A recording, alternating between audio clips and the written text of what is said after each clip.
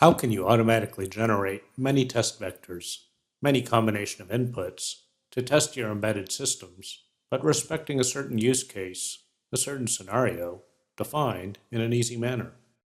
Say you want to test new equipment in a vehicle and to a certain speed profile for the vehicle.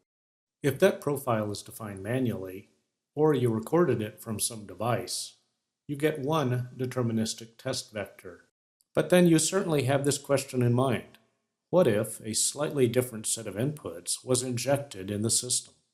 Would some anomalies surface that were not visible in the previous execution?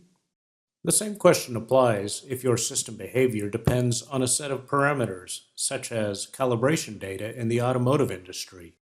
How can you automatically explore many possible system executions, stimulated by numerous combinations of inputs and for numerous combination of these parameters?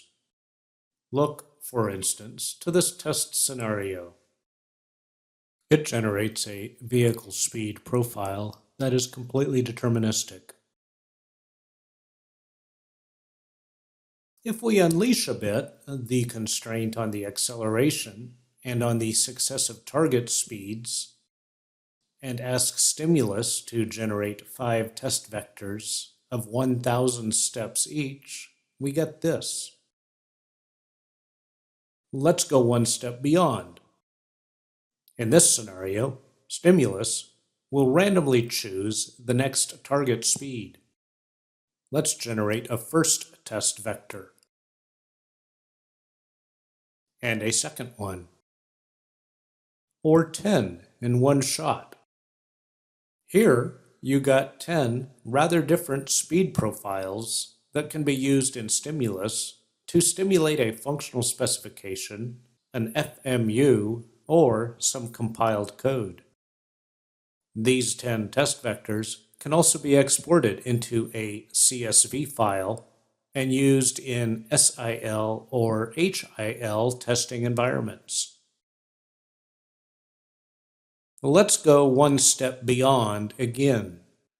Imagine that your system behavior depends on a number of parameters, such as those described in this table.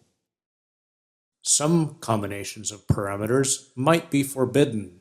For instance, when drive mode is mud or snow, input 3 must be on. Or when drive mode is sport, energy mode shall not be electric. This test scenario, first, will initialize the parameters with respect to some predefined constraints. Then, we'll freeze the parameters and we'll create a vehicle speed profile on a non-deterministic but constrained manner, as you have seen before. Let's generate a first test vector and a second one. Both the combination of parameters and the speed profile differ from the previous test vector. With stimulus, you can get many different speed profiles for many different combinations of parameters. If here we generate 100 test vectors of 1,000 cycles each and export the result to CSV, we'll get this file in Excel. It contains all the inputs we wanted. After the first 1,000 lines, the parameters in the second test vector change.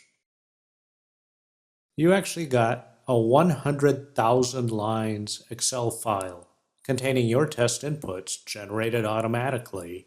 And now you can use these test vectors in your SIL or HIL test environment.